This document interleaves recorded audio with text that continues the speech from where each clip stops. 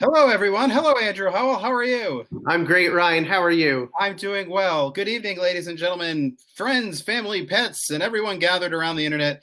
I'm Ryan Saunders, Executive Director, and we are delighted to have you back here with us on Wednesday Night Live with the Chorus of Westerly, where we're giving you interesting episodes each week, sometimes on music, sometimes on stories, and sometimes on chorus history. And tonight, we have a real treat in store for you where it is on stories and chorus history and all sorts of things.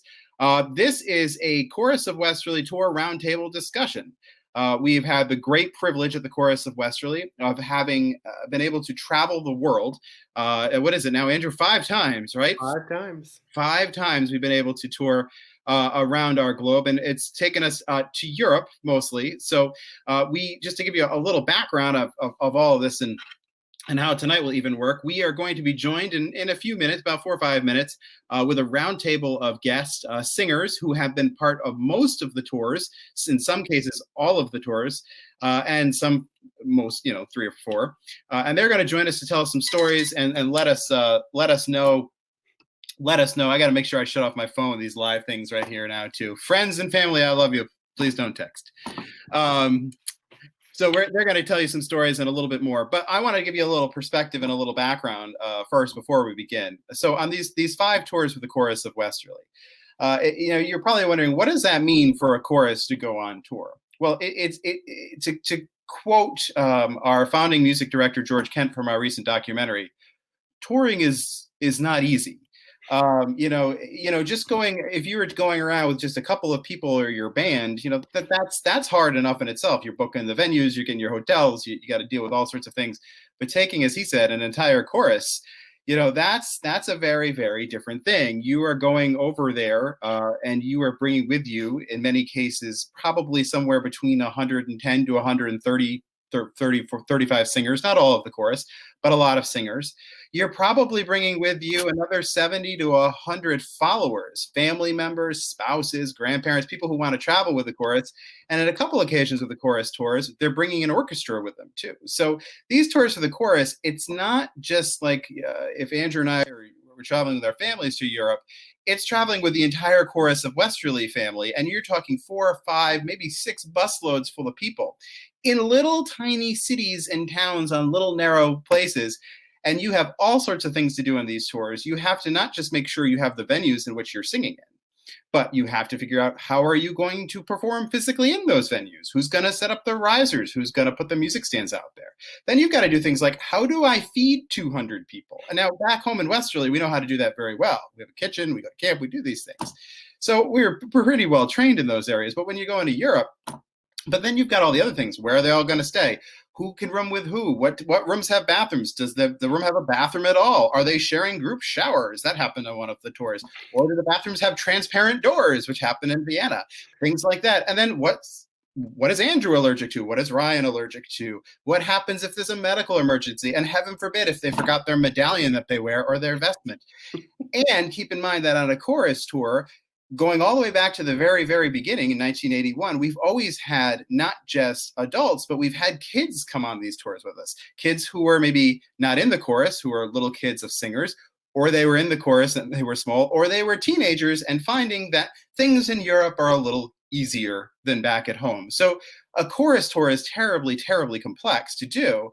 But one of the wonderful things about the Chorus of Westerly is that for years and years and years, we have figured out a way to do that in our own community, and for decades up at camp, up at Ogons, where we go to camp. So there was some training in all of this before it all happened. But now the chorus has gone on tour, as we said before, 5 times.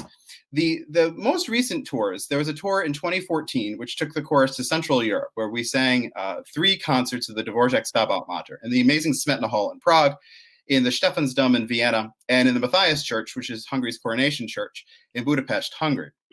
It was our first trip actually in 19 years at that point in time, and we had 227 or 228 people come along with us on that tour. And it was a wonderful experience, and it was 9 days on the ground, 10 days if you count the airline night, so about a week and a half. And then again, we went in 2017. We went to Germany with just about 200 or so people on that group, and we had a chance to do the B minor Mass in Bach's St. Thomas Church in Leipzig, and then in 3 other venues around Germany that were important to both the Reformation and to Bach himself. So we did these tours, and we had a tremendous Chorus of Westerly staff helping behind it. We have a staff now of about 7, and about five of them actually were actively involved in making all those tours happen.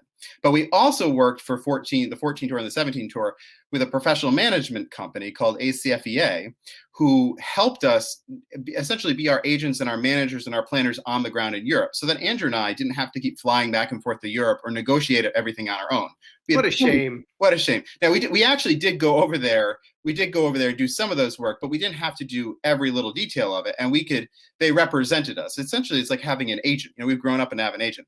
But the first 3 tours, holy moly, the first 3 tours, going back to the very first one, the chorus, has had people who are so dedicated for so many points in time, basically did everything themselves. Now, they had travel agencies help with airfare and help find them bookings and help with marketing, especially in the 87 tour, which went to Italy, and the 95 tour, which went to England and Wales. But particularly back at the very beginning, they started from scratch. So the first tour of the Chorus of Westerly was in 1981, and it was to England and to Scotland. The second tour was in 1987, and it was to Italy. And then the third tour was in 1995, and it was a return trip to England, and then this time also to Wales. In these tours, all these tours combined, and the other two, the 14 and the 17 chorus, the chorus has performed 37 times now abroad, either a church service or a concert, in 29 different venues in 8 countries, which is astounding. And each concert venue has been totally unique, and each thing that we've done is unique, but it's brought us from King's College to Westminster Abbey, to the Duomos in Milan and Florence, to the Spoleto Festival of Two Worlds, back to Westminster Abbey in 1995, Canterbury Cathedral, oh my goodness gracious, and then we spent in a hall, the St. Thomas Church in Leipzig, all over the place. It's been amazing, an amazing, amazing run. But it started in 1981. And in 1981, we can't have a tour discussion without sort of going back to our tour founders. And, the chorus's founder that we all know and love is, of course, the amazing George Kent. And George will acknowledge this himself if he were on the line, but his vision set this all possible, but he had a tremendous amount of help to make everything go, especially from his wife, Lynn, who is one of those people who can look at a project and say, boy, we can feed 200 people. We can make that happen. But he had but when this tour thing came to be, there were some other folks that were really, at least in 1981, that were really pushing it along and helping out. One of them was Ann Utter, one of our very first chorus president. And another one of those people was the president at the time was Pam Young, who will hopefully be on here later with us. And there was the manager at the time was Jeff James. And Nora Spence was around too. But there was one person that worked side by side with Lynn to sort of be the co-chairs for this effort. And his name was Henry Moses. And Henry and Lynn and Ann and Nora Bunky, Pam, Jeff, all of those people early on, and other people who helped them out. This is just the start, but they were the top. They really sacrificed a lot to make this all happen. And to kind of kick us off before we bring in our guests here, I wanted to tell you how the tour origin started by reading a portion from Henry Moses's own journal on it. So if you would just indulge me for a second in here. And if you didn't know Henry was a man who was he retired in 1973 after being senior vice president and general counsel for, I think it was Mobil. I'll check that out in a second here. But he was a commanding presence. He was just a larger than life man, kind, thoughtful, loved people with all his soul and loved the chorus with all his soul. But he was retired and he had the ability to do some special projects. And it turned out the tour was going to be a special project. He writes, and I wish I could do it this in his voice, but I can't. I don't know how soon it was after joining the chorus that I began to hear rumblings of the possibility of doing a foreign concert tour. It probably was from Ann Utter and Lynn Kent, as my recollection is that George Kent, our director, also called Bunky, was for quite some time a rather reluctant dragon. I find no entry on any subject of a tour until May 31st, 1979. By the way, I was not even one yet. And Andrew wasn't born. When there was a meeting on, quote, a chorus trip at Ann Utter's home. I do know that after that, I told Lynn that if she was serious about this, I'd be willing to be a bit involved in the logistics. July 3rd, 1979 has another notation that there was a dinner at Anne's with Wright, presumably Leverett Wright. He had been with Columbia Management. Another dinner with Wright was noted on the 19th, so possibly the first one was canceled. It appears that the first concrete steps towards a Britain tour was a letter written by George Kent on the 9th of September to Philip Ledger, then director of King's College Choir in Cambridge. Bunky had been to King's on 2 summer fellowships in the 60s under David Wilcox, and the King's College Choir under Ledger had recently performed at the Center for the Arts in Westerly around 1977. I can't find George's letter of the 9th of September, but I do find Ledger's reply, which, while cordial, was a complete brush-off, insofar as the possibility of ever singing at King's was concerned. Ledger ended, quote, "I am sorry that it is not possible to be more helpful, but hope that things work out successfully for your trip." Fortunately, Bunky wasn't to be completely put off. Probably prodded by Lynn, Anne, and me, he wrote Philip Ledger again on October 14th and said that, quote, "One of our chorus members," that'd be Henry, "is to be in England from October 18th for 8 or so days, and that it would be super if you could give him some further insight into the matter." I love that. Give him some insight. If you could give him some further insight into the matter, I would be grateful if he could talk with you. I have great concern that if we do this project, that we do it right. So much for the foot in the door approach. I'm just going to skip ahead here as he writes a letter back to Anne. My initial meeting with Philip was rather hurried as he didn't see me until 3:50 and his rehearsal at King's began at 4:10. He gave me tea and was cordial, but knowing he had to leave, I plunged right into it and told him that the ambition of the Chorus of Westerly was to sing at King's, and was there a ghost of a chance? He immediately reminded me that things were most difficult and that having another choir, the dean would certainly not permit. He particularly regretted this, he said, as he fondly remembered how good Westerly had been to him. I said that if there were a chance in 100, I'd like to leave a tape so that any question of our quality could be answered. But he assured me this was unnecessary, as he was completely confident of George's high standards. I was about to give up when a bulb seemed to light up, and he said there might be a possibility of our doing an evensong in early July, say the first Monday. By the way, they went in August, so that didn't work. He would speak to the dean about it and picked up the phone, but the line was busy. He asked if I was planning to attend evensong, and I assured him I was. He told me to meet him into the chapel at the end, and he would then have a word with the dean. Well, I have to tell you, he had a word with the dean, and the dean brushed him off again, but had already made up his mind that the Chorus of Westerly could come. So with that, everything got planned and put into motion. And Henry and Lynn and Bunky and Ann, Nora and Pam and Jeff, they all got to work. And so I'd like to kick this off before we bring our guests in by letting you watch about 3 minutes of pictures from all 5 tours of the Chorus of Westerly. It is live recorded sound of the Chorus of Westerly singing in Westminster Abbey. I'm checking my date right here. Singing on Westminster Abbey on August 5th, 1995, which was August 5th, 1981, was the first time the chorus sang in Westminster Abbey. It is the end of the evensong, and they are singing Darwell's 148th, the hymn, Ye Holy Angels Bright. And we have synced it up with pictures from all 5 tours. So this will give you an introduction into our tours, and then we'll bring our guests in. Go ahead and play it, Ben.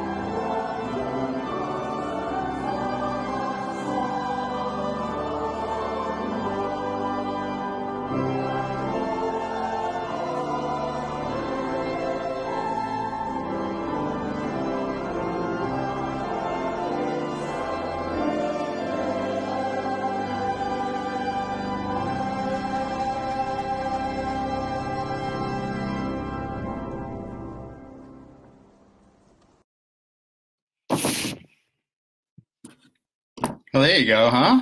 That's a lot. That was awesome, Ryan. Thank you so much You're for welcome. that. Thank you for the You're lead welcome. in. So we are about to bring in our guests, and these are some people that have been with us for quite some time. As Ryan said, a number of them have been on all 5 of the tours, so we're really excited to get their perspective on all of this. We're going to invite them in just a moment, but I'll let you know who they are. So we have Pam Young, Stevie Blanchett, Simone Nunes-Duby, Deb Dunham, John and Jeannie Wilkes, and Betsy Rice. So Here they all welcome, come to the everybody. Magic Thank of you for being Television. here There's with Pam. us. There are 2 Pams, I'm having a nervous breakdown. Be nice to me. but that's okay. But I'm trying to. We're just happy to have you here, Pam. Well, then we'll have a tiny little picture. Oh well. Anyway.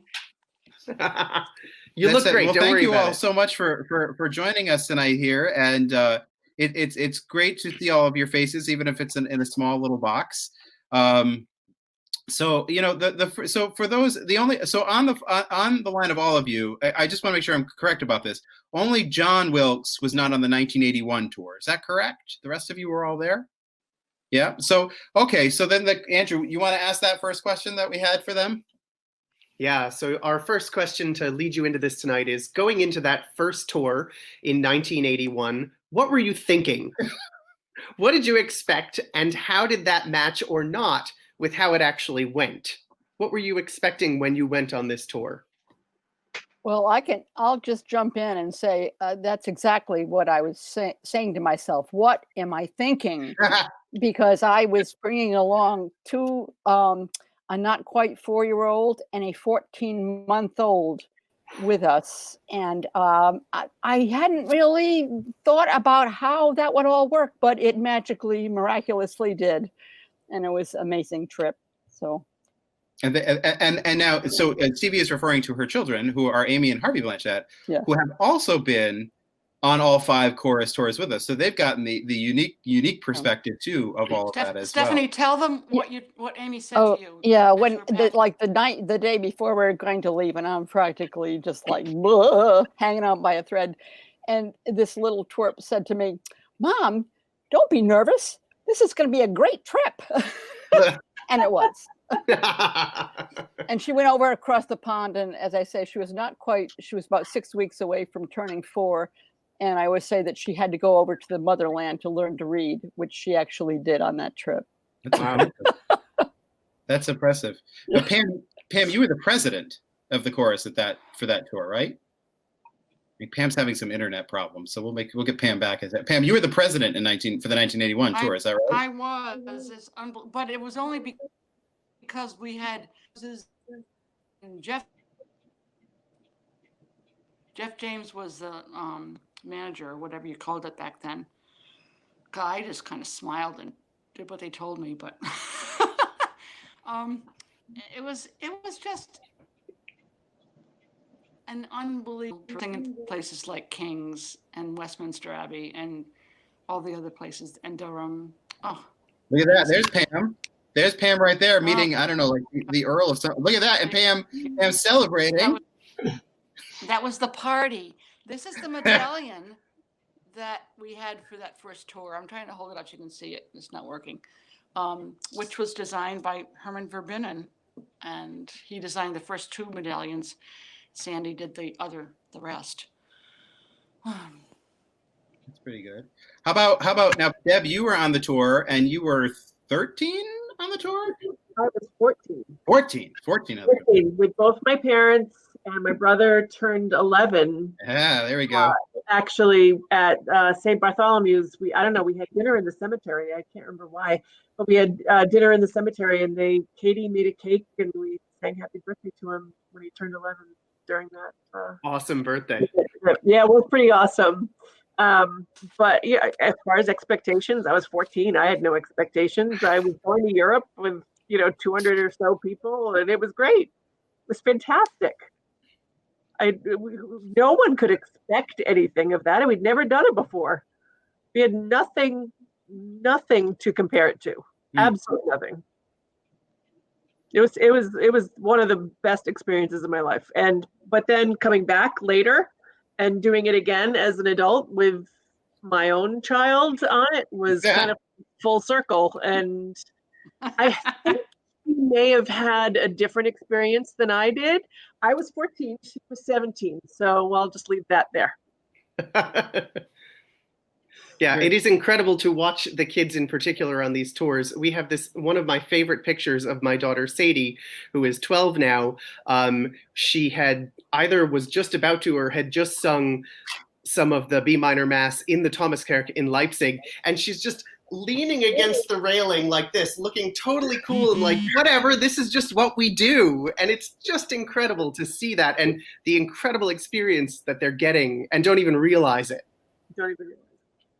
It was also been interesting to us. So we looked up, I think I didn't send it to all of you, but because I have planned a couple tours myself now, I know how old everybody is. So I looked up the ages that you all were on each tour. And I said to Andrew this afternoon, I was like, holy cow, they were a lot younger than us on the first one. And even on the second one, they were younger than we were. But that's a question to put on there. So you're going over there, and for most of you, you were in your 20s and 30s. So what was, when you look back and you say, boy, if I had to talk about like a concert or an experience, it doesn't have to be musical, just being absolutely magical or absolutely chaotic, and I don't know how we solved it, which is like the Chorus of Westerly theme. What memories might come to mind? Betsy, do you have anything along those lines? Gotta unmute yourself. Unmute. That's okay. I didn't worry about it at all. I think I've been in the chorus long enough. We did it as a sort of a family affair. So my kids were 8 and 10, I think, at the time. But we've been in long enough to realize that. Oh my! I think that's you, Betsy, right behind Bunky there, yeah, right? in the red shirt. Yep. Anka Schulich back there, I think I see behind there. Yeah. Yeah. But we've done so many things that with Lynn in particular, we'd already done things that I never dreamt of that I thought were ever possible. Yeah. She these auctions she had and all the fundraisers, and it was mind-boggling. Taking pops to Providence and back the next day to do here. I mean, it was crazy. So us going to England really seemed like, well, it's going to be fine. And singing in those places was, well, I mean, you were singing for Bunky, so it was like, I don't know. I should have been more surprised, I guess, but I wasn't, because just everything they did really. Of course, at that point, I was not part of the behind the scenes stuff. I was just going on a trip, and it was great. Yeah. So let's that's a good segue into all that, because Andrew, do you have a question? I was just going to say it looked like Jeannie had something that she wanted to add. Unmute yourself. Yeah. Well, we're talking about first trips and second trips and third trips, and on the first trip, I was just thrilled to go to Europe. I'd never been to Europe, and I thought it was going to be a wonderful time, and it was. And my husband Craig and I were on that trip, and a lot of the time I didn't feel good, and I just took it as, well, here we are away, and I'm just not feeling that great. And when I got home, I found out that I was a little bit pregnant with my daughter Laura.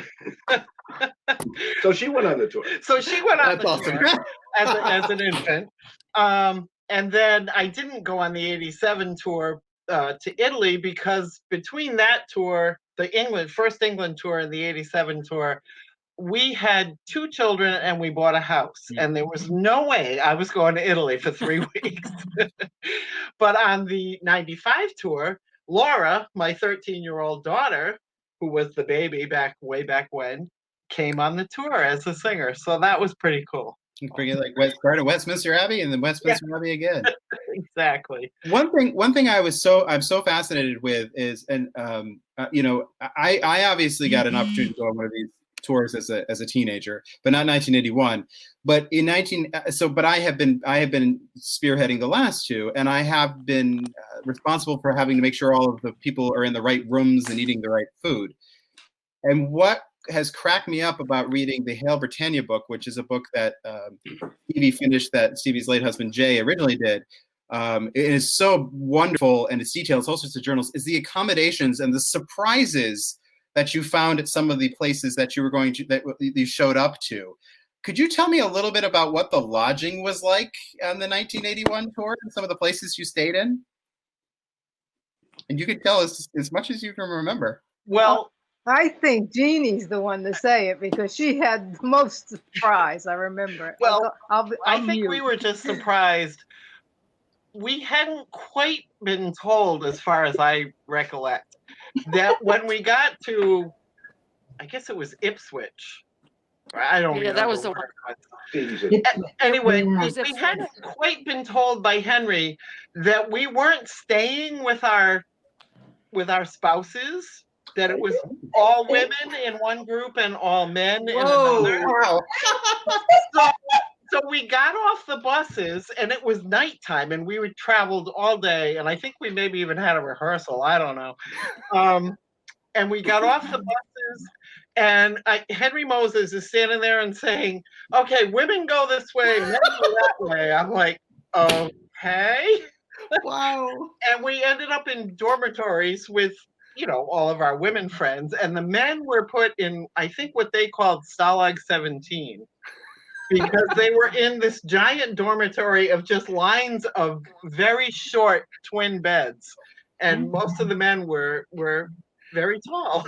So that was the biggest surprise about what was going on where we stayed. Wow. Yeah. I'd like to add something to that because we were not happy with this arrangement. No. we had small boys, and we were lucky that Tony's mother was taking care of them. And it was our very first time since we had children that we were out together, just alone and having a vacation together. And when that happened, that's not acceptable. And then I don't know how it happened, but we had to ask people how we can do something. Eventually, we ended up carrying a mattress across campus so that Tony could sleep in my room. Wow. Oh my Wow. God. So Yeah, that was something. we have to carry the things across campus. Henry talked about arranging conjugal visits at some point. But Jeannie, I remember that you were complaining, you were very upset, and I mean, for good reason. But because we were there as a family and with kids, we ended up all four of us in one room. And I thought, oh dear God, put me with the women. So be careful what you wish for. It turned out to be a lot of fun, I have to say. It was a lot of fun once we got over the shock that we were being separated. In the dark at night, getting off a bus, it was kind of weird. That's also where the group showers were kind of a surprise. The group yes. showers. Oh, yeah. That's right. The group showers. It was just a giant Yeah. room with Mhm. shower heads, and Yeah. it was 20 or 30 There was people no in there. It was modesty involved. Yeah. no, Ryan, I think you and I would get fired for that now. So yeah, right. There is somewhere, I don't have it, but it might have been in the '87 tour. There might have been something like this, but I don't know. I feel like there was one either in it might be on this one. That was Mary Aiello on this tour. Yeah. Yeah. Turned out that Mary Aiello, when she didn't have her glasses on, she was blind as a bat, and she walked right into the men's showers or something like that. Yeah, sounds about right. And someone's like, "Whoa!" It just turned her around going out there, because I read about the showers, and I read what was very interesting to me about I don't mean to pick on the accommodations, because right, you don't know what you're really getting into, but often the chorus seemed to be arriving in '81 late at night, and you have to find somebody, and you kind of lose track in this day and age, sort of this 24-hour world that we live in now, that if you couldn't find whoever the gatekeeper was there and you had to go find him at a pub and drive him back, that you could get stuck or locked out. But what I noticed is that subsequent tours, as they were planned, as Lynn and Henry and people would plan them, or the details, these things would get fixed. So there were never late arrivals at night anymore. Or like you'd see, I have a sheet somewhere of Henry and Lynn's like battle plan for each city. And there's like a note like, make sure, check showers. Like, and I never got what check showers meant until I read that. I was like, oh, that's what the check showers mean. When you were on the trip, go ahead. You gonna say something, That Pam? kind of reminds me of the many times that I commandeered men's rooms, because the advanced crew, Lynn and Bunky and Ann and Henry and Jeff, would go over there and scout out the places that we're going to go, and they say, "Oh, this place is so wonderful. This is pub, and it's going to be great. It's this little tiny thing." And I say, "Okay, fine, but where are 200 people going to go to the bathroom?" And so on a regular basis, I would stand by the men's room door, and when it seemed safe, I would say, "Okay, this is going to be for the women." Once or twice, when I was last in line, I got caught because I would go in, and then a man would come in also, and while I was in the stall, and it was just a little dicey. You should have just said, "I'm Stevie. I'm Stevie. I'm Stevie," and then run out of there. It was fine. It was fine. Yeah. Okay, The explanation that I got after the fact about that whole business of the accommodations was a terminology thing that Henry. It wasn't a surprise to Henry because he said it was a dormitory style. I don't know. It was. Yes, that was what he said. Yeah, and that that wasn't a surprise to him, but none of us interpreted what he had said in that He just way. never elaborated on that. Yeah, Exactly. yeah. So I don't think we can pass 1981 though, and Debbie talked about it in the Chorus documentary without talking about this lamb chop roast that I swear there we go. And I wasn't. I was. How many hibachis are there? I mean, this is a thing of brilliance right here. And that's so. I have to ask: did you all get your lamb chops that day? No. Yes, I did. I did. I did not. There were 2 lamb chops. I did. There was one in 95 too. What? Really? Oh, there was one in 1995. There was one in 1995. So They probably had more hibachis then. Yeah.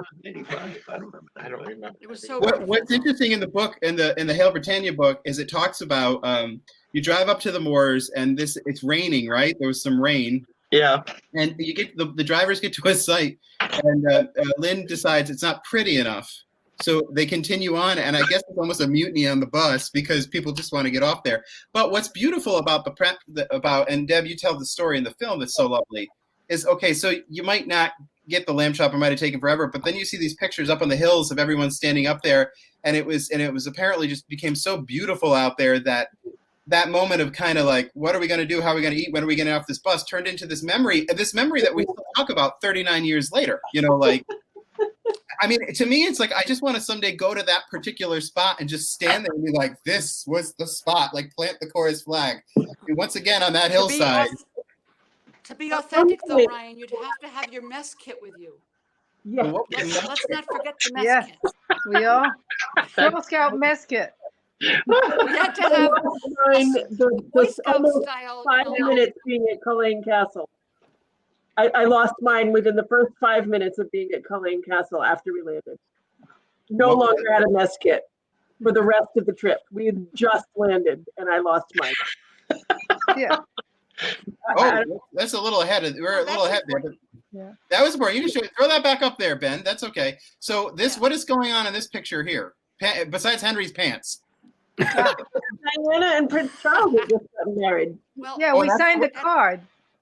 Oh wow! Is that Summer from Pops the first Summer Pops concert at the Post Oh, Office? that's right. We had a card that Nan had done some lovely calligraphy on, and people were encouraged to sign it. And then Henry and Jeff hand delivered it, I believe, to Chuck and Di.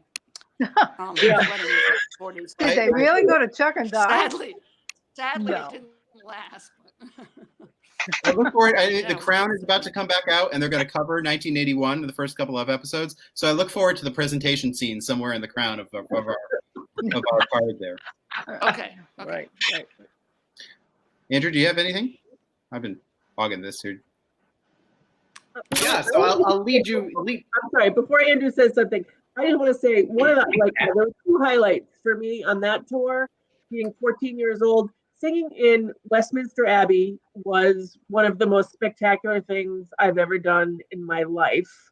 And looking across, because we were all across from each other in the choir, and being able to see all these adults who I'd grown up with and known, and they were all weeping. everyone was weeping.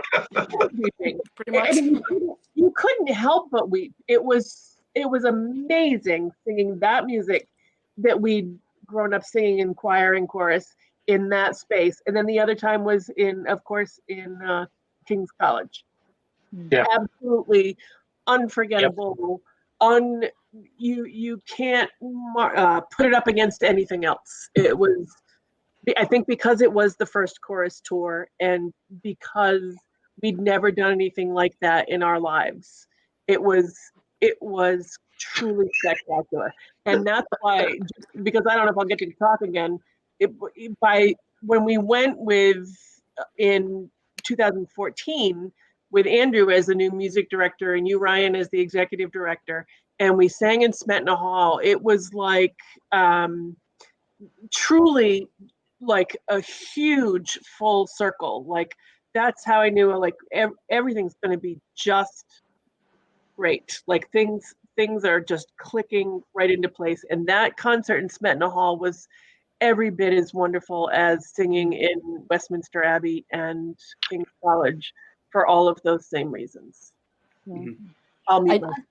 I do remember that after the Even Song at King's College, we had a wonderful dinner, in this fabulous, beautiful hall, and then we burst into the Boar's Head with all good intentions, not realizing that the Boar's Head was really an Oxford University. Yeah. Whoops. Oops. Yeah. Well. I'm sure they appreciated it. Simone, what were you going to say? I just wanted to say, we have been only talking about King's and about Westminster, but the other choir concerts we gave were equally spectacular. I mean, we had the first concert in Norwich and then in Ely. Mm-hmm. And for me, from the concert point of view, the most beautiful was in Durham. And Durham, of course, is an incredible cathedral because it's probably the largest Romanesque cathedral anywhere. It's huge and with huge pillars, and it dates back to 1200, and this and the acoustics there. This was also a very, for me, it was one of the most important experiences right there in Durham College, Durham Cathedral on the hill next to the castle. Yeah, I agree because it was also the first place that we went, and we spent several days there, and we really got acclimated. And it was the people were great, and the room. There was even a little ante room. I've forgotten, was it a St. Mary's? The Lady Chapel. Yeah, thank you. And a bunch of us. Well, that's Ely. I thought it was. Ely? Really? Oh, Ely I thought it is was in Lady Durham. Chapel. Well, it was something like that in Durham. Had I a think. wonderful side room, but it was not called. Where we went and stopped in Durham twice because we actually flew over from the States in 2 shipments. There was one group going a day early and they stayed a day extra in Durham. And then we were in the second group, but then I think we stayed a little later at the very end or something. Mm-hmm. But so some people had much more time in Durham. That's true. Yeah. Actually, so I'd like to. You go ahead. Okay. Go ahead, I think Pam. everybody got to Durham at the beginning and the end. And I agree about Durham, although Ely was also amazing. There was a special moment in the end of the Gardner evening hymn when we sang the words Praista, and the sunlight came shining through the windows, and it was, oh my God. Also, Richard Marlowe came to that concert. I don't remember this, but I was doing a lot of homework in preparation for this, so I wanted to remind folks of our friend Richard. Nice. So I want to move us on to the Italy tour now, to move into 1987. Now, I'm particularly interested because 1987 was not supposed to be the year of that tour. It was actually delayed from 1986. So can you talk a little bit about the context of all of that, why it got delayed, and then what was different about the 1987 versus 86? Well, the first thing that happened was we were supposed to go early, and you won't remember this, but in 1986 in December, they had what they called the Rome Airport Massacre, where terrorists shot up Rome Airport. So we put the I'm sorry, 85. So we put the tour on hold for a year at the recommendation of a number of people. Henry was still very much connected to the Mobil Oil Corporation, even though he was retired, and he used his connections to get us set up in Italy. And so one of the first, this is, by the way, my introduction to the chorus. I was not singing. My late wife, Ginny, and my stepson, Scott, were singing.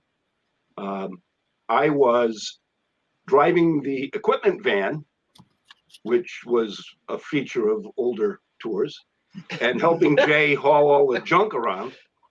So anyway, if you remember the picture of the hibachis on the moors in England, apparently Lynn decided a better way to do that would be to cut a 55-gallon drum in half and turn it into a portable grill. So we arrived in Italy. We're going through the airport, Jay and I, carrying a 55-gallon drum cut in half under the watchful gaze of LL security agents armed with submachine guns. Because the year before, they'd shot up the airport. And everything, that was it. That was the beginning of that tour. And we hauled it all over Italy for 3 weeks and never used it. Oh no! Oh, Because when we got to the place outside of, well, it was between Florence and Rome, that we were going to use it, we found they had fireplaces. So we didn't have to use it. So we hauled this half a 55-gallon drum all over the place to some very skeptical views. And that was my introduction to the Chorus of Westerly. Did you leave it? Did you leave it there when you didn't bring it home? Did you? I believe we did, in fact, leave it there. Yes. Good for you. it's on the side of the road somewhere in Tuscany. Along with the watermelon rinds. Oh, I Because if remember you were on that tour, Watermelon. Yes. another great Lynn Kent adventure was that we were going to have this picnic outside of Rome. And Charlie and I were riding together in the van, and she had done a lot of shopping in the Florence market. And she said, John, you and Charlie go get us beverages. Now, this was a Wednesday. And she had not researched the fact that in Italy, pretty much every store at that point was closed at noon on Wednesday. So we drove around. I think Betsy was with us. Were you Yeah, not? yes, You were it was. Yeah, with us? We went to some little seacoast town, bought out all of their 6-packs of whatever it was they had. Water, I think was water. Yeah. And we went to another place and everything else was closed. And ultimately, when we were having our picnic, a farmer drove by with a truckload of watermelons, which basically the Chorus of Westerly hijacked. Lynn We did stopped that. the truck and we bought his watermelons, and that's what we. Yeah, So she we asked had me. some interesting experiences. Yeah, in fact, the man asked, "How many do you want?" And she said, "Oh, we take them all." Christmas in July. There was quite a lot of watermelon. No, Wow. Yes, there was. yeah, and it was Wow. hot. A wine truck or something. Yeah, That would have unfortunately, been better. yeah, it would have been much better. Well, it was really, really hot that summer. I mean, it was Yes. unbelievably hot. So between the water and the watermelon, I think we all sucked it down. Now, Yeah. oh, go ahead, Andrew. I was just going to say, what was that like for the concerts? What did they keep do for you as performers? Must have been terrible. It was, but because I was asked to figure out what we were all going to wear back in the days, and so and that's where the medallions came from. I think I can't remember, but anyway, on the red things, anyway, on the red and white things, and I said to Lynn, well, you know, I just think wearing the cassocks rather than everybody trying to be black, random black. If we just took our is that the right word? Yeah, the cassock. So everybody had that. I said, but isn't it going to be hot in there? And of course, they went over, I don't know, February or something. She said, oh my God. She said, those places are never going to warm up. They are freezing. They'll be fine. So here we are in Wow. our cassocks with, and it was brutal. And the thing is, we got to rehearse in the afternoons in these amazing places. We have it all to ourselves because all the sane people knew better than to be out in the afternoon when it was 100 and something degrees. They all took siestas and took naps, and we would go in the cathedrals and sweat to death as we rehearsed. But it was, so it was memorably brutal. And I think Venice was the worst because they kept shutting the water off. Oh no. Yeah, well, yeah. that's Spoleto, but Yeah. Yep. Yeah, Venice, they had a water problem. I mean, just in general, and so they randomly would shut the water off just to preserve it, but you never knew when it was. Mm. And the story that I love was all the boys, of course, Josh being one of them. They're all rooming together with Scott and I can't remember, Reed Lewis maybe, whatever. Yeah. They were all together, and they got that, they got clothes everywhere, random. They apparently turned the water on, and of course there was no water, so fine. They all went to bed. Well, of course the water came on, and they hadn't turned the faucets off. Oh, So, jeez. so the rooms were just I flooded. remember that. Yeah. So, it was just chaotic. It was just sort of, and it was random. We were in these Instituto. Yeah, there's no N. Spelled like there should be, but the same kind of random thing with dorms and whatever. And it was just sort of everybody make out as best as you can. But the accommodations were interesting. challenging. Yeah, challenging. Yeah. There's some of our young men course. from that tour. Yeah. That Venice concert was the first time that our orchestra had Oh. joined us. Because Darby. prior to that, we had some. I know they're adorable, aren't they? Oh, I know they were Anyway. smitten with him and vice versa. yeah. Pam, what I were you want saying? to say something Dvorak about Requiem Spoleto with, because we at the came Spoleto there Festival. and we had to have a rehearsal immediately the day after we arrived, or in the same day that we arrived in a Oh, yeah. church. And we were so tired. And the director of the Spoleto final concert, it was that Russian director Nelson. Mm. And he sat in there and he wasn't happy with what he heard because we were all half asleep, But anyway, then he saw all the children. There were not that many children, but he still saw the children, and he said, "And I'm not going to have any children in my chorus." And then Bunky said, "Well, the children are members of the chorus. Either the children sing or nobody sings." And he held his ground. Yes. And I was so proud. Yeah. That's great. Great story. What were you saying, Pam? Yeah. Oh, just that we had sung them in Spoleto, and which was an ordeal and wonderful in its own way.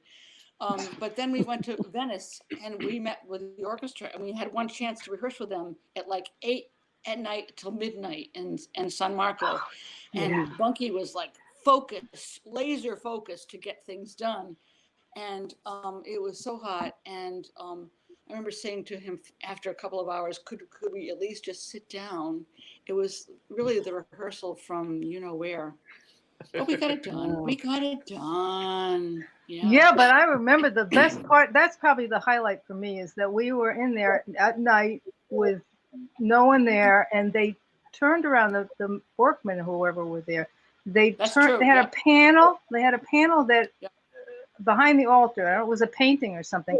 And they, on special occasions, they would flip it, and they flipped it for us. And on the back side, which now was facing front, was this gold bas relief. It was enormous of some biblical scene, and I remember thinking, this is St. Mark's. This is as close to the gospel as I'm going to get. There's relative in St. Mark's here, and it was really a chilling experience to be in there, just us, and with that incredible showing.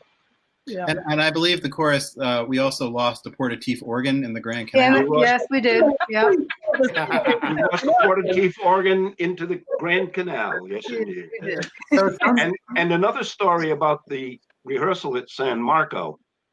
It was hot. It was long. And as I say, I was not at that time singing.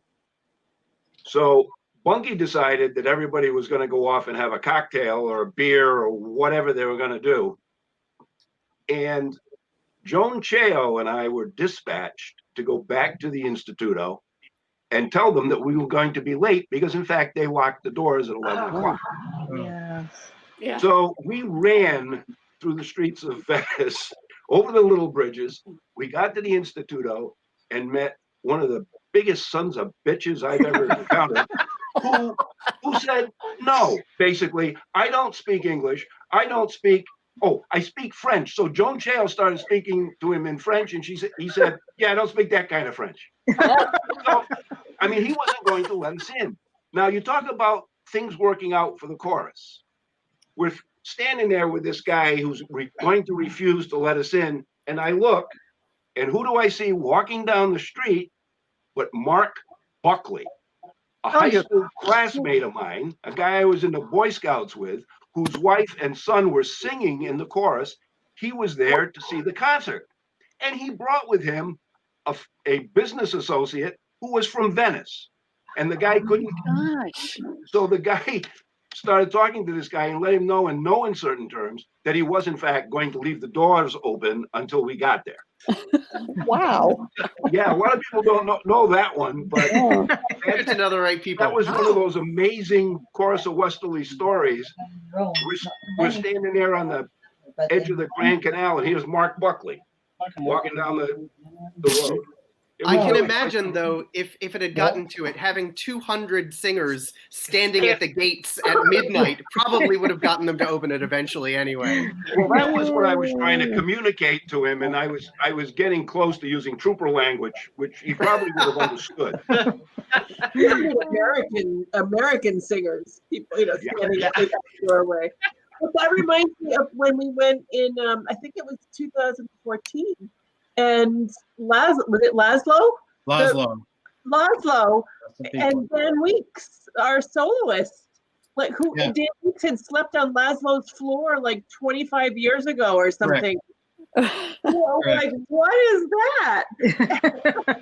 Yeah, it's you never know. Yeah, we have definitely had some help and surprises along the way. Yeah. I just think for all of you who went on that Italy tour, I always call that, I like the first one's like, what were you thinking? You were nervous. This one I was like, oh my Lord. I mean, I've read all about this one. And, first of all, you go to Spoleto, you do the Dvorak Requiem, then you go on and do another 7 more singing engagements. You have a completely different program. You're doing the Nelson Mass and the Bach Magnificat after you've just done Gerontius in May. So I could never figure out, like, when was the rehearsal time for this? And then there was all the service music.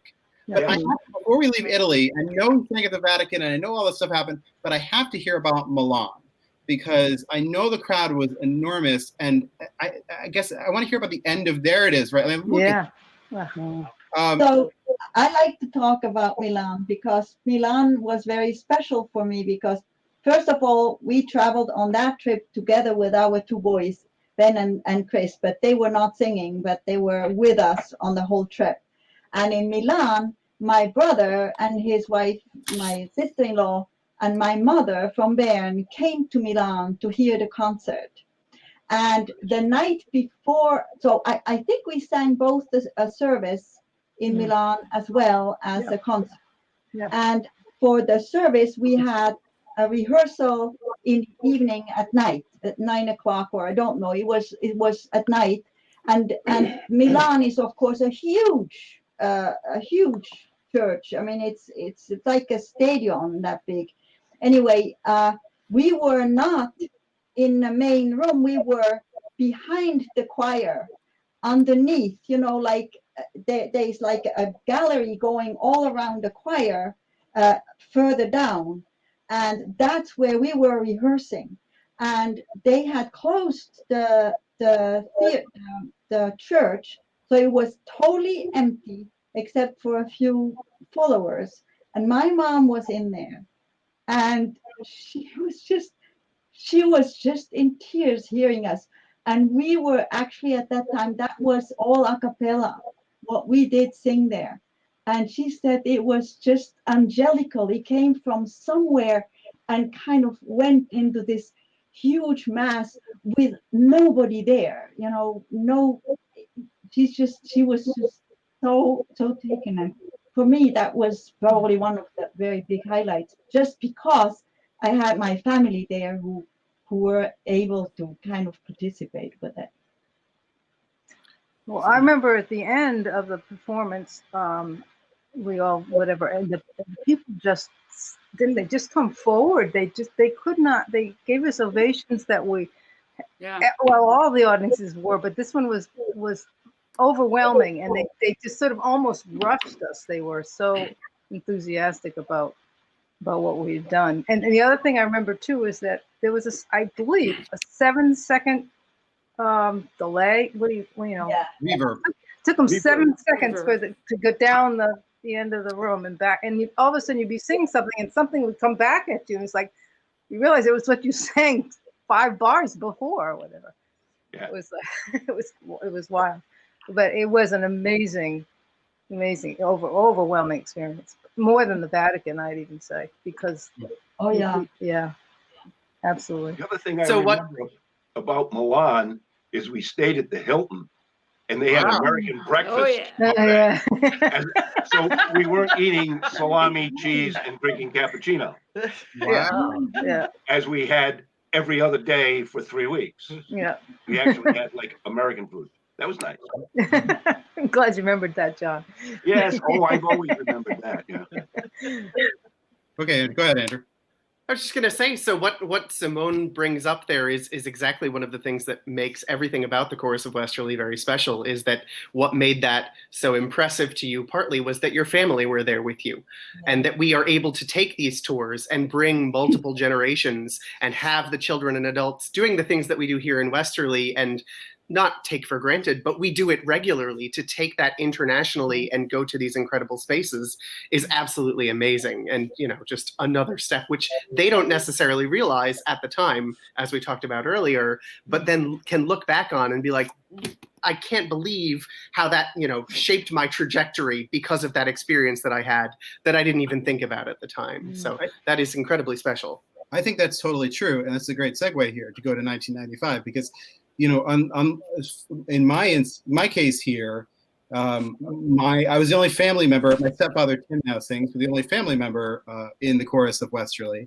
and so I needed to have the opportunity. I can still remember, I think it was 1993, Henry Moses getting up and saying that the chorus was going to go back on tour again in 1995 to England, and I remember being so giddy with this news because now, and as a teenager, I got to go. And I remember the first thing my mother said is, "And who's going to watch you while you're over there?" Well, most people on this call probably did, but my actual parents were John and Ginny Wilkes, and with my partner in chorus crime, Mike Freitas, and our adopted stepbrother Scott. So that was interesting. But what were you thinking, John? Hey, I was still young. I was the chaperone for those two. But in Ryan, and I had Stevie too. Don't forget, I had Stevie. well, if you want to share that famous story from, the one I'm talking about. Yeah, you can. Yeah, or you don't have to. Well, we'll see if we get there. But I almost, all right. In historic cathedral, I almost lost my limbs. Let's just put it this way. I was clicking music along in a famous cathedral to I Was Glad. I wasn't alone, but I was the one within arm's reach of Stevie, and if I did not stop, she was going to kill me. It would have been Rightly so. What was that, Ryan? I can't remember. It was Westminster Abbey. it was Westminster Abbey. I was something. We were rehearsing, and I said to myself, surely he will stop. Surely he will stop. And he did not. So I just firmly grabbed his arm and said, if you don't stop doing that, I'm going to kill you. Apparently, I still apparently have scarred him for life. Now it's all out in the open. There you go. The other thing is, we want to get your stories here, but the other story I don't think all of you know about, but maybe you know, John, is that Michael, Scott, and someone else, we decided at Canterbury Cathedral, we stayed in the cloisters of the King's School, right there in the King's School right next to Canterbury Cathedral. So we were bored one afternoon. I don't know how we were bored, but apparently we were. So Scott thought we should go play stickball. So he broke the broom handle like a broom, and we had a little ball, and then we were just out there pitching, not paying any attention to the fact that maybe 50 yards behind us were these, 1,000-year-old stained glass windows. God. I had never seen a priest fly out of a church so fast to yell at us to get us away from those windows, like just yelling with his Bible in one hand and coming at us there. So, but we had that opportunity. So we go back to England the chorus goes to England in 1995. Now this tour, to me, is crazy for its own reasons, because the chorus performed, you ready for this? It was concerts and church services 13 times. No other tour, 13 times, including in a week and a half stretch. There was only one off day in this. If we were a baseball team, they wouldn't be that intense. It didn't feel, it was exhausting, at least on my end, but it didn't feel overloaded. Now, but for all of you, now you're a little bit older by the time you're getting to do this. How is it like going back to England a second time? Look, and please note the guy in the middle of that poster right there. I think that the 1995 tour to England was the absolute best organized tour of all five. It was perfect to every little detail. And the thing is, what was making all the difference, that we even had the energy to do all this 13 performances, is that we got there 2 or 3 days before the first concert. And we were in Oxford for 2 or 3 days. And at that time, Bunky could have everybody mandatory to actually have rehearsals. Nobody could have any excuses. And the thing is, we were totally adjusted. By the time we started in Tewkesbury, we were totally adjusted to the time. And we were just, so everything was just all enjoyment. There was no hangover. I thought it was, and also every step, wherever we went, was always a short trip.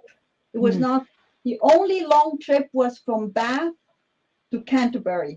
And that was broken up with 2 very wonderful stops, one in seeing Stonehenge, and then the other to see that demonstration The sheepdog trials. The dog trials. That's why the anchor show saved Michael Freitas' life. Yes. So everything we did there on that tour was to the last little thing, and that's because Henry Moses had learned so much from the first two tours, where the hooks, the bad parts were and things, and he corrected everything. And I don't know how many people were involved. And then, in Bath, we were invited to go in the evening to go. Everything was closed, just open for us, the Roman baths. We got by candlelight. We saw those. And then we had a reception, I think, in a town hall or something. And it was like a big, like a dancing hall, and where we were in. But the special thing I remember from there is Lynn had some friends who had not been singing, and they went during the day out into the fields, and they picked field flowers, and they came back and they made these huge bouquets of field flowers all over. I have never seen bouquets like that. That was so fantastic. But these are just little vignettes I do remember. Well, and that trip too, and I'm not sure what possessed her, but because as you said, the schedule was grueling, but we had all these side trips that people signed up for. And that was my job, which was, again, I didn't, anyway, it was, but I think that's the part that really was part of the key, because everybody would pick different tours at different times. And so you got to interact with everybody, as opposed to everybody sort of going in their own room kind of thing and in their own section. It mixed people up, and that was Lynn's brilliance of going. We went over to check all these places out, and I learned a lot that time.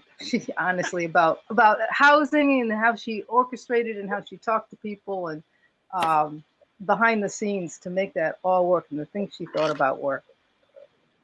She was definitely a genius. Something, people used to ask me when I was more involved, what's going to happen? What's going to happen when Bunky leaves? What's going to happen to the chorus? What's going to happen? Yeah. And I think, forget Bunky. What are we going to do when Lynn leaves? Because she was the one that made all these things happen. Even though she wasn't the talent, but she was the organizational part that made people do things that.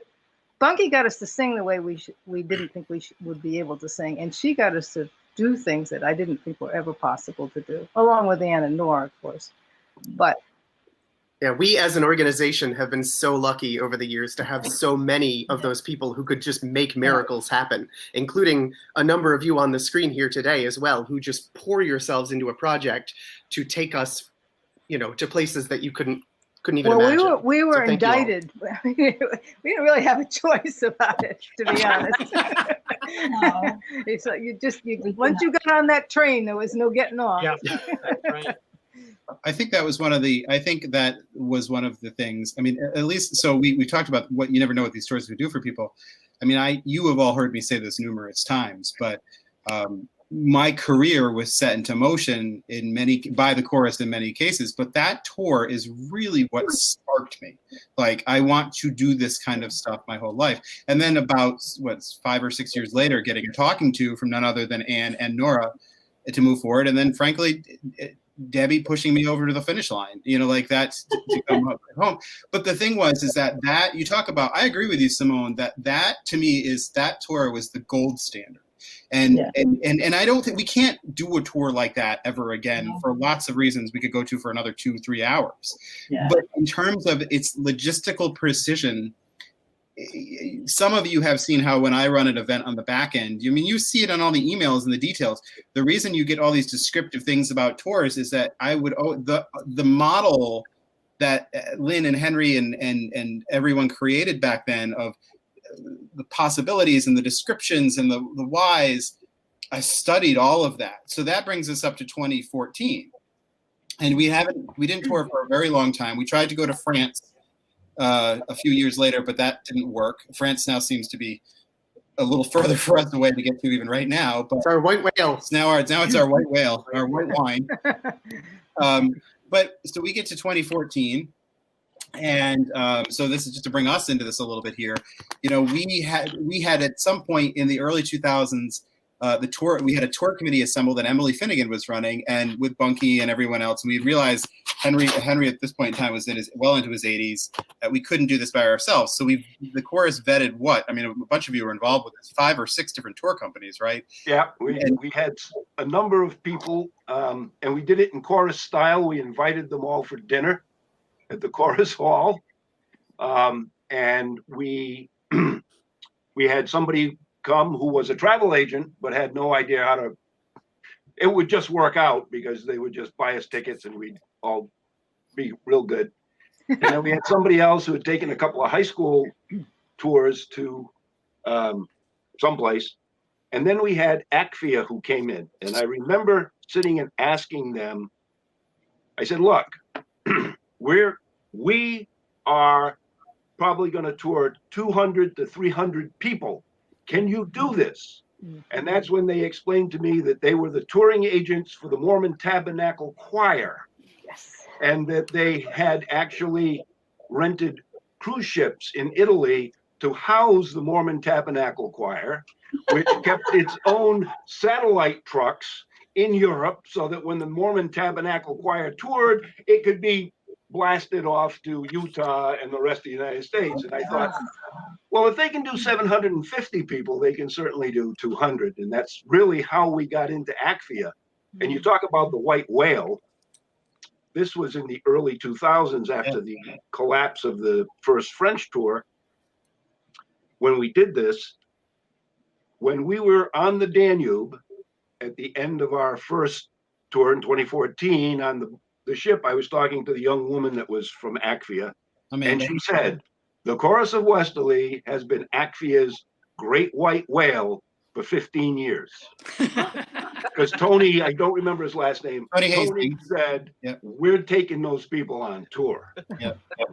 So we were, in fact, the great white whale. Oh my gosh. They drew up. So their owner was Hugh Davies, who was a chorister with David Wilcox, and so he had a connection. You know, like that's sort of the connection. And ACFEA did a, you know, they could move big choirs and had a really good reputation of doing it right, like the way we wanted to do it. It would never be the same way, but and they drew up for the chorus at least 4 different tours. Deb and I looked at it at one point too. Like there was 2 to Central Europe. One, we did a pared down version of one of them. Deb and I even at one point, with Bunky's blessing, looked at like a Canadian tour, like just to get it going on there. But we always had them write up the tours and do lots of planning. And then we're like, and we can't do it this year. So we moved along. So I don't know if you know this, but Andrew should tell the story. So Andrew is, well, let me put some perspective on this. Bunky has announced his retirement. He's leaving, and Andrew is in the search process. Most of you know this, but the public might know this. The chorus was in we were struggling. Yeah. And we were getting by, but we were struggling, and we were trying to, I was desperately through this whole process trying to think about, boy, what could be the thing that could get us back on the map? And before we knew it was Andrew, I kept thinking, with a new music director, we got to do something big right away. Almost immediately after Andrew was hired, he said, so when can we go on tour again? I mean, and he just said that with kind of a joking thing. In fact, the person who needled Andrew and I about it first was Dave Luce, who's like, you got to get us back on tour. Like, and he was the chair of the finance committee, which made it even equally hilarious. Yeah. But Dave was serious, and then Andrew and I flew to Minneapolis right before he started to go to Chorus America, and there was ACFEA. And then what happened, Andrew?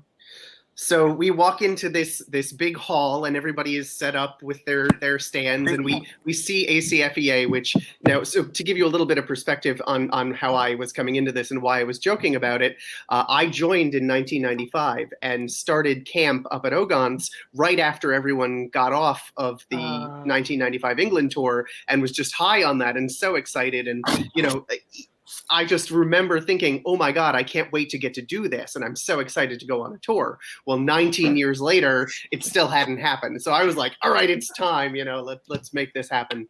So we walk into this facility and we see ACFEA, and Hugh Davies is standing there, and we walk over to him and say, oh, hi, I'm Andrew Howell, the new music director of the Chorus of Westerly, and this is Ryan Saunders, the executive director. And he just kind of looks at us and shakes his head, and we're like, well, so, we'd really love to talk to you. We know that you've been in discussions with the chorus in the past. We'd love to talk about a tour at some point, because I'm really excited about that prospect. And he just kind of looks at us and goes, I know who you are. You'll have to forgive me if I don't get excited. That was how it all started. And at the end of that conversation, we were like, no, we really want to do this. We promise we're going to make a tour happen, and we will be with ACFEA, and we're excited to work with you. And now we've done 2 tours with them. So we've made it happen. We did. And that, so that's actually how that came to be. And then one of the things was, I said to Andrew, I said, well, I don't know how much this is going to cost. And I remember I wrote down a number on a piece of paper, and I said, if the price comes in at this, it'll be a stretch, and we have to raise like $80,000.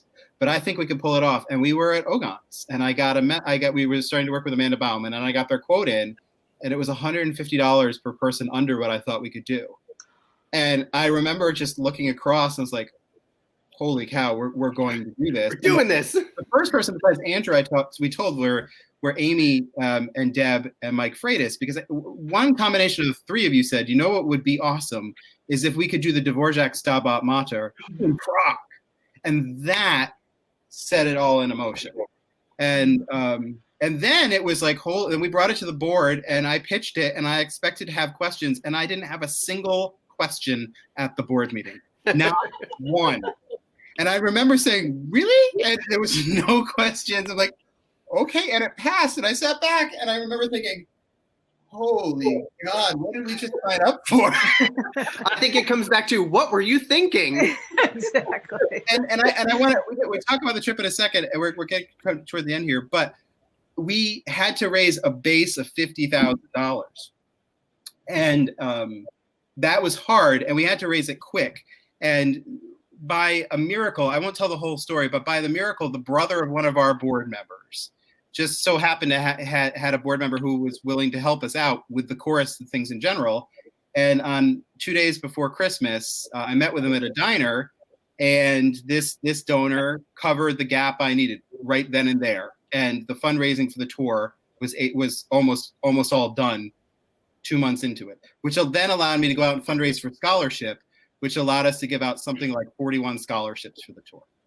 Wow. So, and it was just this sort of miracle. And then, so when we get to Smetana Hall and you are all singing and we're standing up there, we're realizing, holy cow, we're here. It was, there it is right there, with standing up there with Katie Utter Schaefer. I have to tell you, to be a little selfish on this point, this moment for me was just like, you know, maybe it was the highlight of my entire time with the chorus, just this particular moment of seeing all of that and then getting into the concert. And I'm curious, for those of you, you all went on that 14 tour, how you felt when you were on it. I thought that was the most amazing tour that I had been on. But I hadn't been to Germany yet. Oh, hello. To me, those were places that I probably would not have gone by myself, to Prague and to, well, maybe Austria, and then Budapest. And I was a little skeptical when you first brought it up, and I was like, oh God, do I really want to do this and pay the money and go? And John wanted to go and my girls wanted to go, and I said, all right, you know, we'll go and it'll be okay.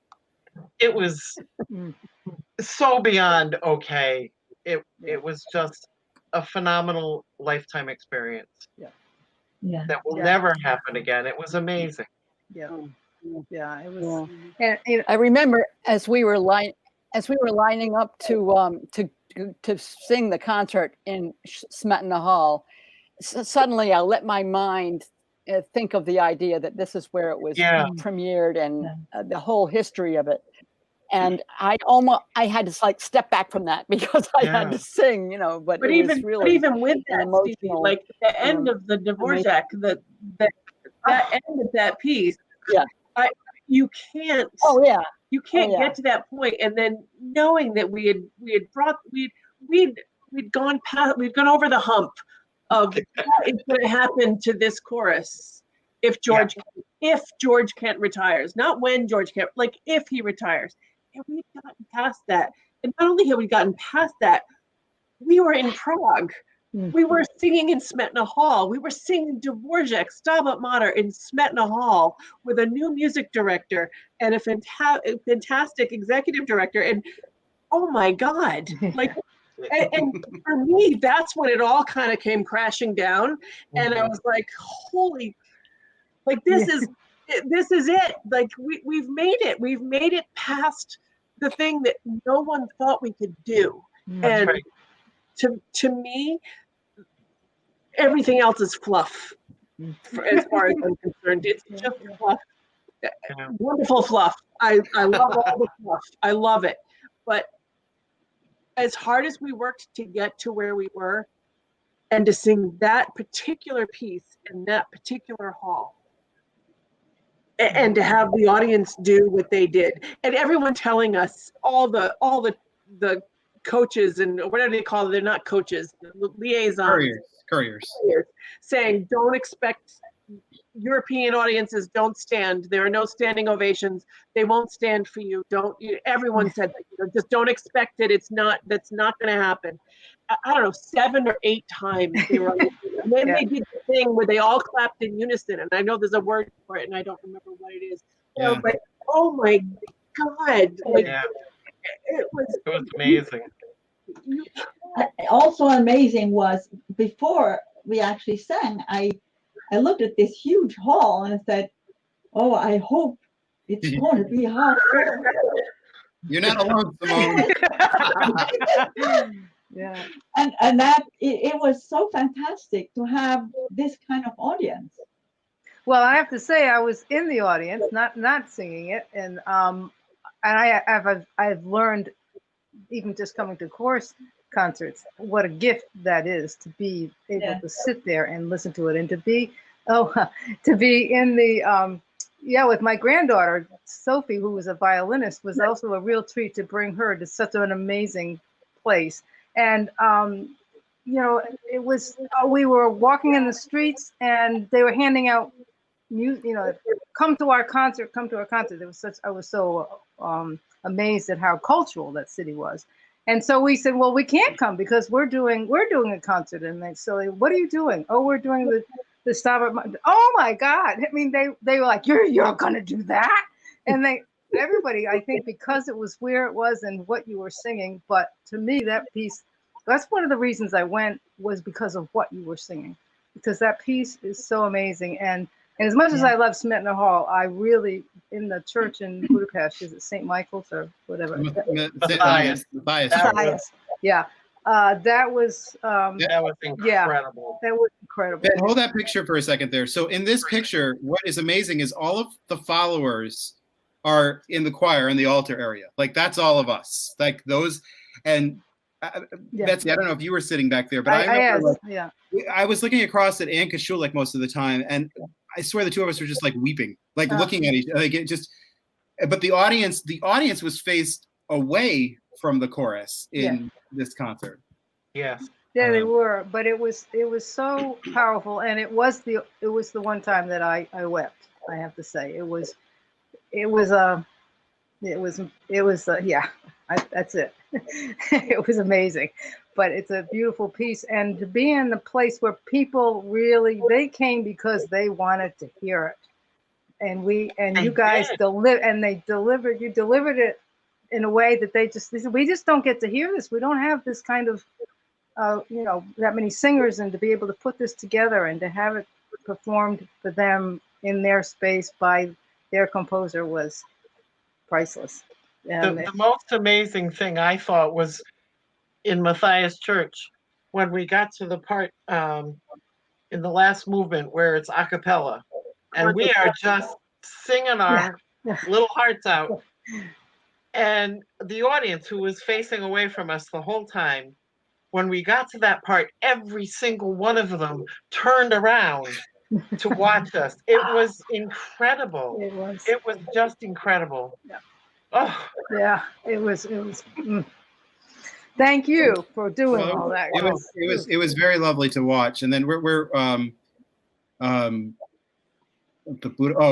before we have just a few more minutes left. We got to talk about Germany quickly. But before we do that, I really wanted to make tonight's cover art look a little bit like this one, but we just didn't get it done in time. So, but yeah, there we go.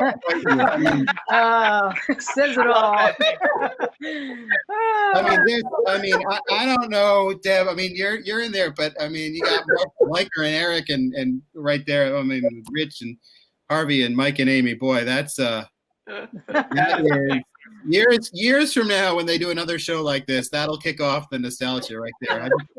I just love that particular chart. But I must say that the other thing about that Matthias concert. Well, first of all, a total aside, I don't want to gloss over it. Ben, if you have up the golden Vienna shot there, I think that musically the chorus was the best in Vienna, and I think that's because the chorus was petrified out of their minds about how to sing in here. But I sat right at the transept, and I had recordings of all the concert. And let me tell you that everything was, you were so in the zone. I know it was the middle concert, but I mean, also look how stunningly beautiful it wasn't there that night. And I remember about this concert in the rehearsal, they were letting tourists in around, but not in the middle area. And I don't know if you can all remember this. There was just tons of tourists with their phones and iPads illegally recording you from different angles all over the place. So I didn't want to let that pass there, because that was just a lovely little spot. That was the one where there was no rear entrance, so I had to walk down the aisle like a bride to get up to the chorus. Seems appropriate. And there was candles. There was like torches around you there. Oh, it was amazing. As you walked, I was actually humming torches underneath my breath. And the orchestra walked in totally silent. Wonderful time. So okay, so we had one more tour since all that when we went to Germany.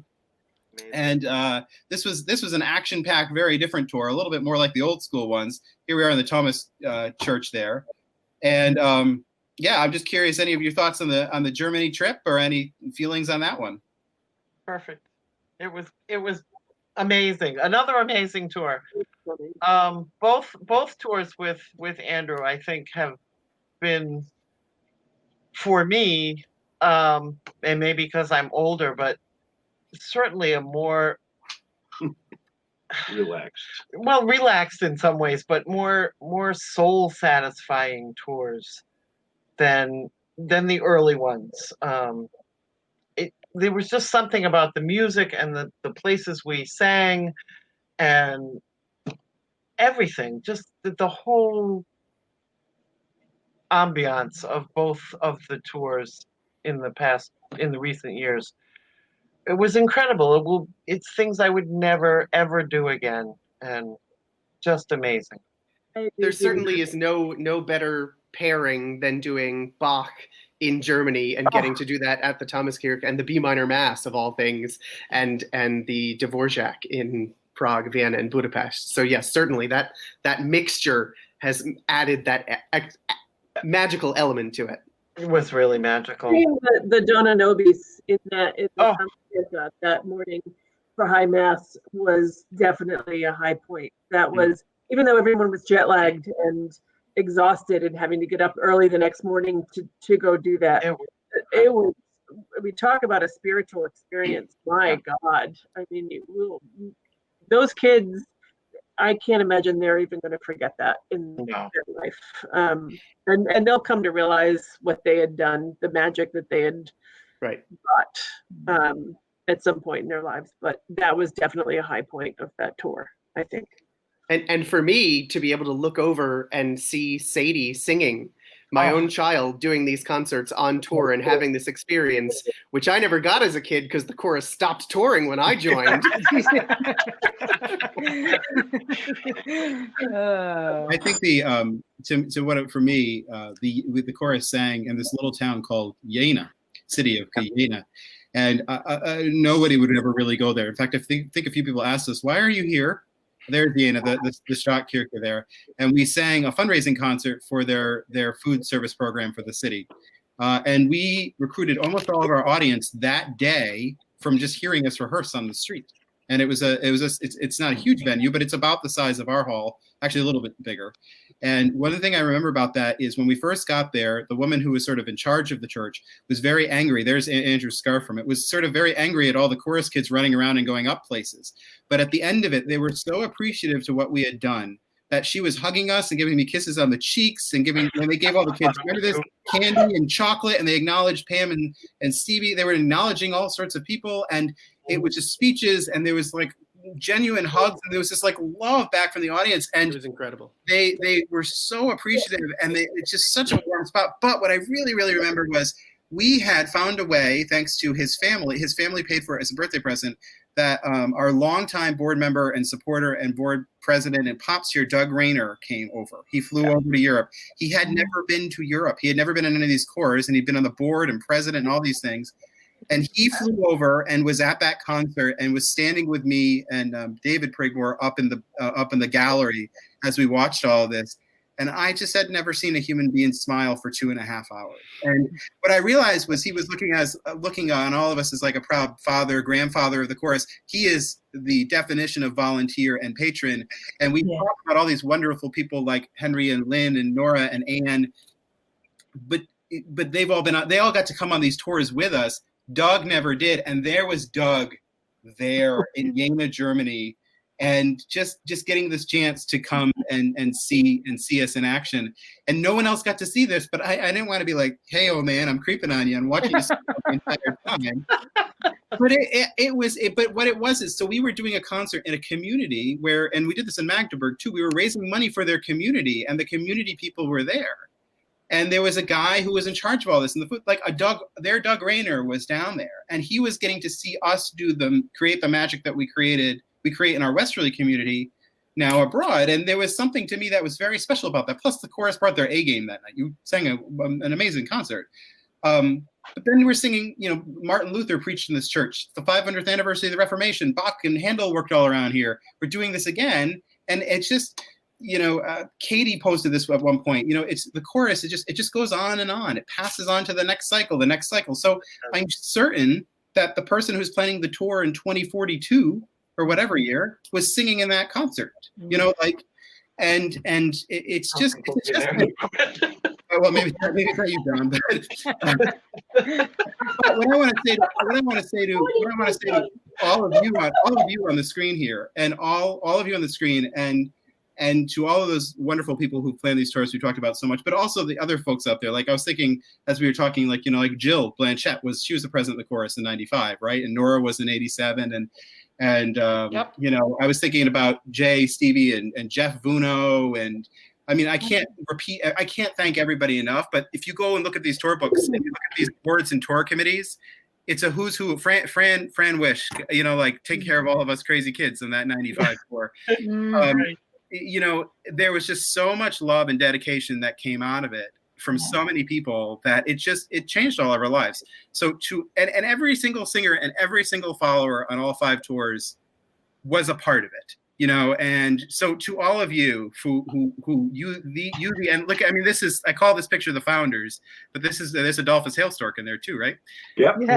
Yeah. It all kind of kicked off here, but thank you for all of your hard work and the time and energy and endless enthusiasm that you gave the process, even on the rough days or the things that didn't go well, because it really, it's a great joy and honor to get to do it. And I know this group in particular on this screen, what you have done and your families have done for the Chorus of Westerly and for all of us is outstanding. And it is a great honor. I think Andrew and I both feel to get to do this, and God willing, we'll get to go to France in a couple of years. We'll get to try to play that white whale. So yeah. So unless there's any other questions out from anyone in the field, this is a chance to ask. I had forgotten the flood in our room in Venice. If there are floods, I feel like in every tour there's been a flood in a hotel room or a room somewhere. Yeah. I didn't forget that, Reed. Well, I want to thank you and Andrew, both of you, for being who you are and keeping the chorus in its true integrity for what we all remember, and it's alive and well. And I think you guys are doing a phenomenal job. Yeah. So thank you. I agree, and also thanks to Deb for helping to keep the chorus afloat during the times when it was really very hard. We greatly appreciate it. So we're gonna end in just a second here, and we're gonna let you watch a little bit of the end of the Smetana Hall concert, just a little bit. But again, thank you to all of our guests here tonight, and thank you to all of you listening out there. Next week, I think I have this right. Next week, Andrew. Next week we have a wonderful guest coming to join us. We have the one and only. It's next week, right? We have Sonia Tengblad going to be joining us next week. We're going to be talking about a lot of things with Sonia. Sonia is a frequent vocalist of the Chorus of Westerly, but she is also a member of the Lorelei Ensemble and Conspirare, and was one of the featured soloists for Considering Matthew Shepard when Craig Heller Johnson first wrote it for Conspirare. So Sonia will be joining Catherine, Aaron, and I, our assistant conductor, next week. Meanwhile, if you like what you're seeing, please tell your friends and family. You can subscribe to this podcast and watch it live for only $50, and many things are also free. And you can find us now on the Chorus of Westerly YouTube channel. And if you haven't had a chance, please watch our Chorus of Westerly documentary, and you can see all of my guests here, maybe a few years younger, including me with browner hair. On that note, we'll take you back to Smetana Hall. Thank you, Ben Barber, behind the glass, and have a wonderful night. Thank you.